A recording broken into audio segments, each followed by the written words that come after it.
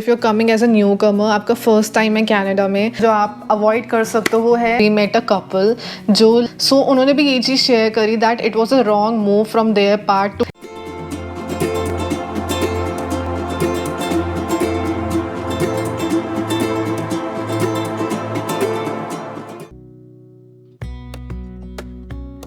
Hi guys, welcome back to my channel sang stories. I hope you all are doing good. So guys, आज की video में मैं जिस topic के बारे में बात करने वाली हूँ, so it is going to be really important for all those who are planning to come to Canada. So I will be talking about mistakes that newcomers to Canada always make. So ऐसा बोला जाता है ना कि गलतियाँ करने से ही आप सीखते हो, गलतियाँ नहीं करोगे तो आप सीखोगे कैसे लाइफ में।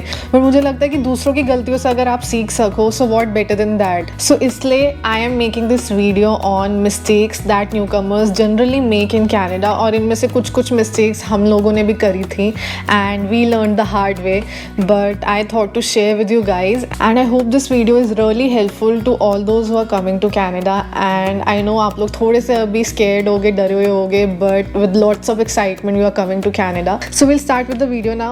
So जो सबसे पहला पॉइंट है वो है don't compare the prices to your home country.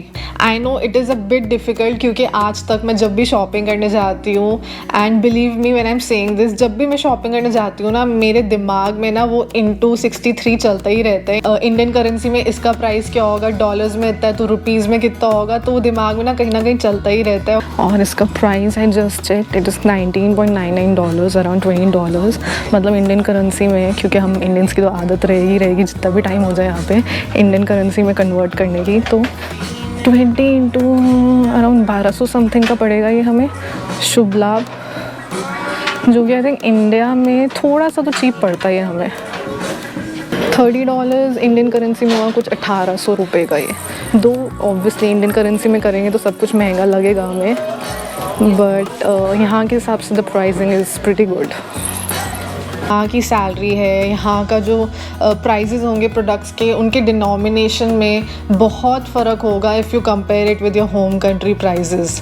हो सकता है बहुत सारी चीज़ें यहाँ से, अगर जैसे मैं इंडिया में कंपेयर करती हूँ तो बहुत सस्ती, मुझे लगता है इंडिया में ये कितना सस्ता मिलता है, वो कितना सस्ता मिलता है यार, this is so expensive here. But the fact is that the salaries here in Canada are generally proportional to the cost of living here in Canada.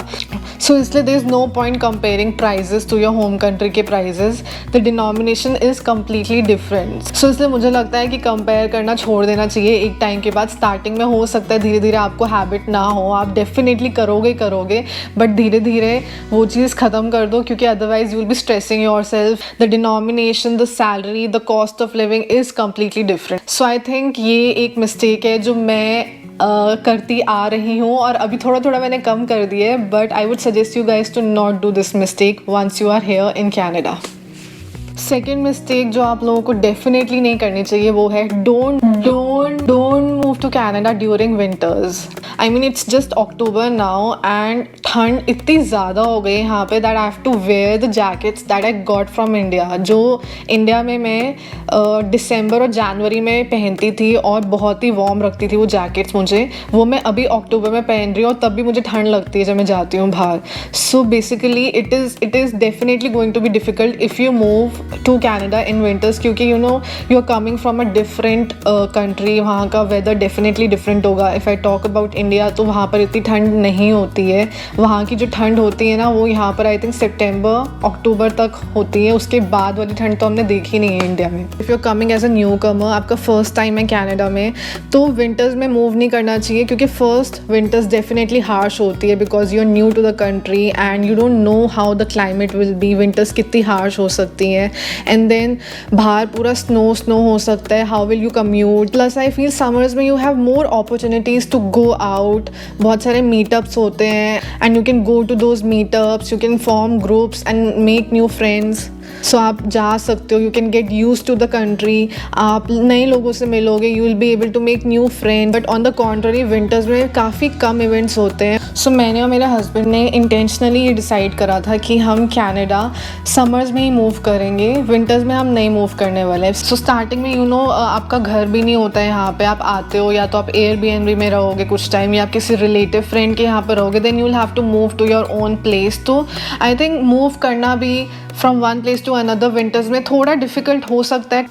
So you no मैंने काफ़ी लोगों से सुना है, जैसे day before yesterday only we met a couple जो last winters में around दिसंबर में आए थे यहाँ पे, एंड विंटर्स उनके लिए काफ़ी डिफ़िकल्ट रही firstly. Secondly they felt really gloomy, depressed and sad. अब अंदर बैठे बैठे ना you start missing your family more. आपको लगता है कि यार कहाँ पर आ गए, घर जाना है, होम सिकनेस हो जाती है क्योंकि कुछ करने को नहीं होता, बाहर जा नहीं सकते हैं, स्नो अंदर से बैठ के स्नो कितना इंजॉय कर लोगे। सो उन्होंने भी ये चीज़ शेयर करी that it was a wrong move from their part to move to Canada in winters, and उनके लिए एक्चुअली काफ़ी डिफिकल्ट हो गया था। एक टाइम तो ऐसा हो गया था कि उनको लगा यार हम क्यों आ गए यहाँ पे, we need to go back to our country. So it can be difficult guys. So I would suggest you guys don't move in winters. जो नेक्स्ट पॉइंट है एंड जो नेक्स्ट मिस्टेक है जो आप लोगों को डेफिनेटली नहीं करनी चाहिए वो है don't over stock on your winter clothes. यहाँ का जो विंटर्स है वो आपकी कंट्री से काफ़ी अलग हो सकता है, राइट। सो इंडिया का जो विंटर्स है वो बहुत ही माइल्ड है टेम्परेचर वहाँ पे कंपेयर टू कैनेडा में जो विंटर्स होता है। So there is no point कि मैं अपने होम कंट्री से अपने घर से जैकेट, स्वेटर्स और सारे वूलन वेयर उठा के स्टॉकअप करके लेकर आऊँ। First of all it is going to take a lot of space in my luggage क्योंकि you know winter wear definitely बहुत हैवी और बल्की होता है, right. And secondly there is no point कि आप इतना उठा के लाओ और वो यहाँ पे यूज़ ही ना आए। सो पहले मुझे लग रहा था यार बहुत ठंड होगी, जैकेट, स्वेटर्स, बूट सब कुछ रख लेती हूँ, बट देन वी डिस्कस, बहुत सारे फ्रेंड्स जो यहाँ पर ऑलरेडी हैं उनसे बात करी तो उन्होंने हमें ये सजेस्ट करा कि यहाँ पर इंडिया की जैकेट्स वैसे भी नहीं चलेंगे, इंडिया के विंटर वेयर नहीं चलेंगे, सो डोंट स्टॉक अप, नहीं लेकर आओ वहाँ से एंड यहीं पर आकर शॉपिंग करना। मैं जो भी जैकेट्स लेकर भी आई हूँ अपने घर से इंडिया से, तो वो यहाँ पर मैं अभी यूज़ कर रही हूँ इन द मंथ ऑफ सितंबर एंड अक्टूबर। तो सोचो दिसंबर, जनवरी, फरवरी, मार्च जो एक्चुअली यहाँ पर विंटर सीजन होते हैं, विंटर मंथ्स होते हैं, तब तो वो बिल्कुल चलेंगे ही नहीं यहाँ। So I would suggest instead of getting your winter wear, your winter cloth, it's better कि आप कुछ और यूजफुल चीज़ लेकर आओ and utilise your luggage space in a better way. और यहाँ पर आकर भी ऐसा नहीं that you have to stock up on winter wear, बहुत सारी जैकेट्स लेनी पड़ेगी, बड़ा एक्सपेंसिव हो जाएगा एंड ऑल दैट। एक या दो jacket maximum, I think starting के लिए तो एक jacket would be enough for जो मेन सीज़न होता है ना विंटर्स का, फ्रॉम नवंबर टू फरवरी, उस सीज़न के लिए एक jacket would be enough. And बाकी जैसे सितंबर, अक्टूबर जो ऑटम फॉल वाला सीज़न होता है, स्वेटर वेदर जो बोलते हैं यहाँ पे, तो उसके लिए एक जैकेट इनफ होती है। So just follow quality over quantity. एक jacket but a good branded jacket which is going to keep you warm is enough for you guys. So guys जो नेक्स्ट मिस्टेक है जो आप अवॉइड कर सकते हो वो है don't rent a basement. So देखो बेसमेंट में रहने के दोनों पॉजिटिव्स हैं एंड नेगेटिव्स हैं। तो पॉजिटिव ये है कि बेसमेंट डेफिनेटली बेसमेंट का जो रेंट है यहाँ पे वो चीपर है कंपेयर टू कॉन्डोज का जो रेंट है।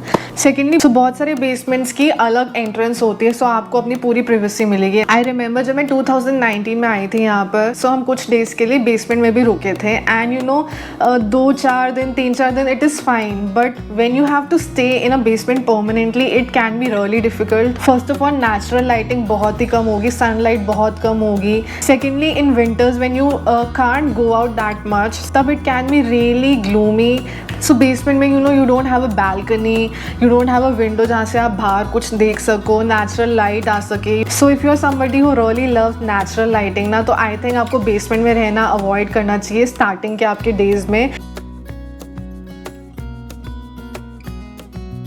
सो you know condo can be expensive, but condos में बिल्डिंग में जिम होता है, कई कॉन्डोज़ में बिल्डिंग में पूल होता है, स्विमिंग पूल होता है, बहुत सारी गेमिंग रूम्स होते हैं। सो इसलिए विंटर्स में जब आप लोग बाहर नहीं जा सकते हो, सो आप बिल्डिंग में ही काफ़ी कुछ कर सकते हो। So you have a lot of activities to engage yourself in. So इसलिए I would suggest you guys, if your pocket allows, so definitely go for a condo and basement avoid करो। So जो next point है वो है forgetting to bring your original driving licence. तो मुझे भी जब मैं आने वाली थी यहाँ पर ना, मुझे भी ये लग रहा था कि इंडिया का जो ड्राइविंग लाइसेंस है वो मुझे अब कनाडा ले जाने की ज़रूरत तो होगी नहीं, क्योंकि ऑब्वियसली यहाँ पर आकर पूरा प्रोसेस फिर से देना होता है to get a driving licence. तो व्हाट्स द पॉइंट कि मैं अपना इंडिया का लेकर जाऊँ। सो बट ऐसा नहीं है, क्योंकि अगर आपके पास आपका ओरिजिनल ड्राइविंग लाइसेंस है from your home country plus DL extract है, that would be really helpful to you guys, क्योंकि you can skip a few steps in the application process of getting the driving license here in Canada. So आपके original driving license के साथ you should also get your DL extract. So मैं अपना driving license plus DL extract अपने साथ लेकर आई थी. DL extract बनवाना पड़ता है आपको आने से पहले and बहुत ही simple process होता है. You have to go to the website and then वहाँ पर आपको जो भी services लेनी है वो आ जाएंगी. तो आपको अगर DL extract बनवाना है तो वहाँ पर ऑप्शन होगा, you can just click on that. Then the whole application process, जो आपको फॉर्म फिल करने हैं प्लस जो डॉक्यूमेंट्स आपको वहाँ पर जाकर सबमिट करने हैं वो आप लेकर जा सकते हो. एंड मतलब 1 घंटे में मुझे DL एक्सट्रैक्ट मिल गया था. सो इसलिए I would suggest you guys कि definitely original driving licence plus DL extract अपने साथ लेकर आओ. सो जो नेक्स्ट पॉइंट है वो है to get a credit card as soon as possible. So हो सकता है back in your home country credit card होना इतना इंपॉर्टेंट नहीं होता, but here in Canada credit card plays a really important role. चाहे आपको घर खरीदना है, घर रेंट पे लेना है, you have to rent a car, you have to buy a new car and a lot of other things. अगर आपके पास क्रेडिट कार्ड है and you have a good credit history then you can do it all over here. Your credit history over here in Canada means a lot. उसके basis पे बहुत लोग आपको घर देंगे, घर डिनाई करेंगे. सो इसलिए जब आप यहाँ पर लैंड करो सबसे पहले बैंक में बैंक अकाउंट ओपन करो and get your self a credit card hair in Canada. Plus one more thing कि क्रेडिट कार्ड से आपको क्रेडिट कार्ड यूज़ करोगे तो कुछ ना कुछ यहाँ पर कैश बैक्स, कुछ ना कुछ ऑफर्स भी यहाँ पर मिलते रहते हैं. सो इसलिए I would suggest you guys to have a credit card and start building your credit score. And luckily in Canada newcomers के लिए काफ़ी अच्छे ऑफर्स होते हैं. So you can definitely check out offers for newcomers. And मैंने इसके ऊपर एक वीडियो भी बनाई हुई है जो आप डेफिनेटली जाकर देख सकते हो कि मुझे जब मैं यहाँ पर आई थी मैंने अपना बैंक अकाउंट ओपन करा था तो मुझे क्या ऑफर मिला था. So I think guys that's about it and these are the common mistakes which generally newcomers make when they are packing up for Canada. So you can easily avoid making these mistakes. और अगर गलती से गलती हो भी जाती है सो कोई बात नहीं, गलतियों से ही तो आप सीखते हो. So no worries. So all the best for your journey and I hope this video will be helpful to you guys. And अगर आप लोगों को मेरी आज की वीडियो अच्छी लगी होगी तो please do like share and subscribe to my channel and I will see you in my next video. Till then bye.